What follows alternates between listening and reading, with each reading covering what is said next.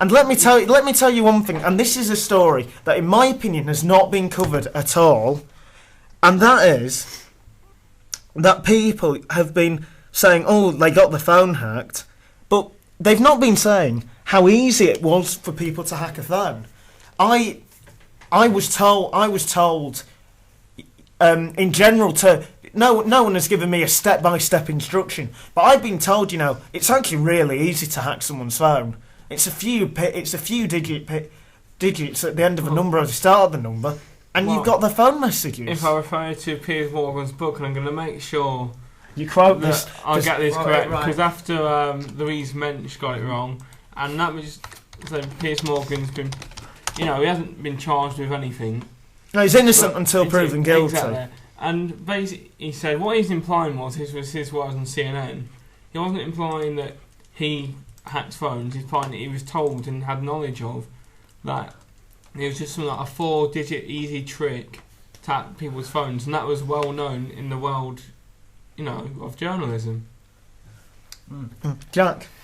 Yeah, absolutely. I mean, Piers Morgan, for all that, he's got his critics, he's controversial, and there was that, incident whilst he was editor of the Daily Mirror where he used fake photos showing, basically saying that British soldiers were torturing Afghans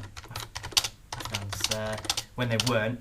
But with regards, there's been some interesting developments today, particularly with the Leveson inquiry, regarding the whistleblower, News of the World, Daniel Morgan. I think it's Daniel Morgan. Daniel Morgan, yeah, who of course died, and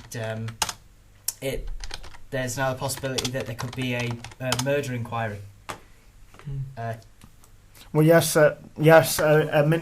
Tom Watson, MP Tom Watson, has said that he wants an inquiry into the death.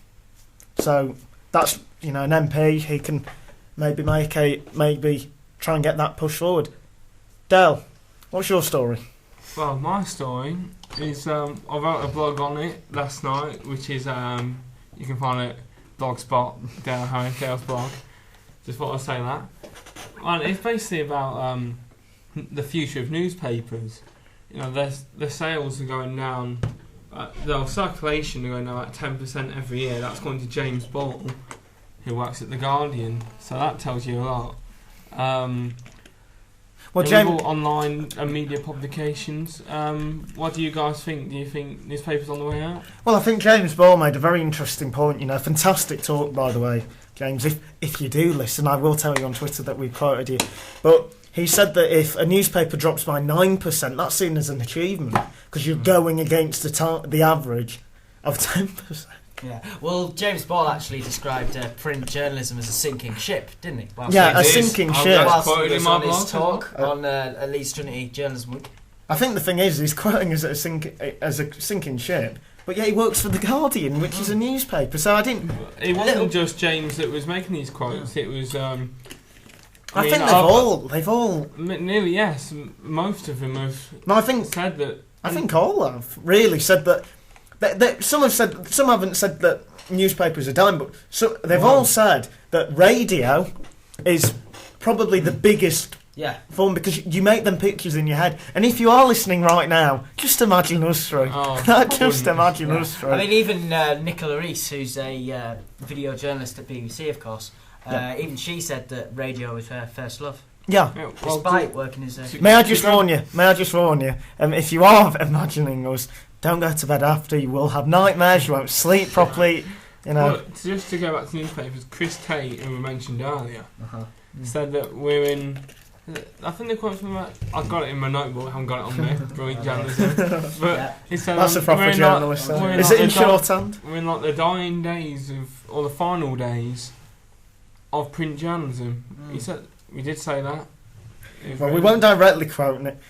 Chris said, but it was in my notebook, and when it's down on the pad. Right, well, we've had news of the week, ladies and gentlemen. Sponsored by www.sportingviewpoint.co.uk and our Harris's blog. It is now time for Joke of the Week with Dale Harris. Joke of the week. Right. I thought I'd realise a joke of the week. Here we go. I'll just send out my apologies first to Sam Meacham, who we did mention in episode 5, but that went, to use a phrase, tits up, thanks to Thomas Feenan. May I just say that, I will just explain very quickly, we saved it, but due to a technicality with the computer, for some reason it only saved 5 minutes. That's journalism. We all make mistakes, and I think Dale and Jack, have owned up to it, and I'm quite proud of it. Can I just add a little something? I know we've kind of stopped talking about the Leveson inquiry, but there's just a new development. The Leveson inquiry hears that whilst Rebecca Wade was editor of The Sun, her phone was hacked into twice a week in 2005. That's just come through. Well, that has just Twitter from if we can get Joke Chris Gazette.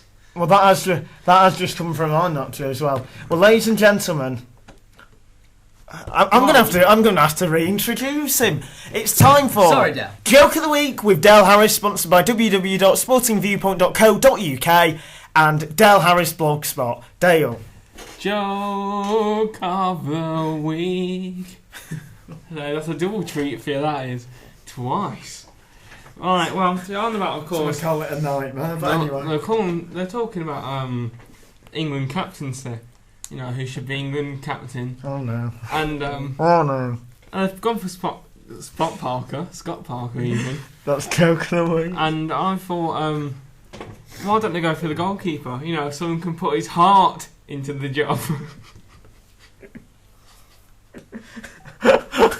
I am so sorry for that. Again, and I think this is a running catchphrase from me as well.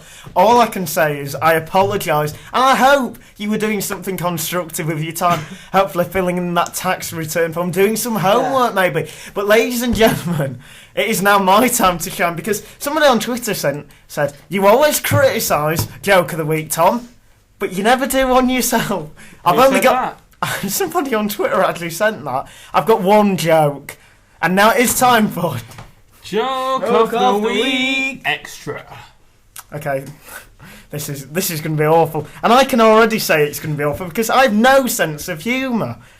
Hence the why you don't like Joke of the Week. Okay, well, my humour's quite good actually at knowing awful humour. But anyway, where do you take Alpha to dinner? I don't know. Where do you take? I'll give you a second to think about it. Fernando's. Even I didn't find it funny, but it's right. I thought at least somebody. There'll be somebody out there who laughed for 1 second, and for that, no need to thank me. Send me a tweet, no problem. Well, it is now time for Accent of the Week. Accent of the Week, sponsored by www.sportingviewpoint.co.uk. Look, right, I've only been doing Joke of the Week and that. I don't see what all the abuse is about.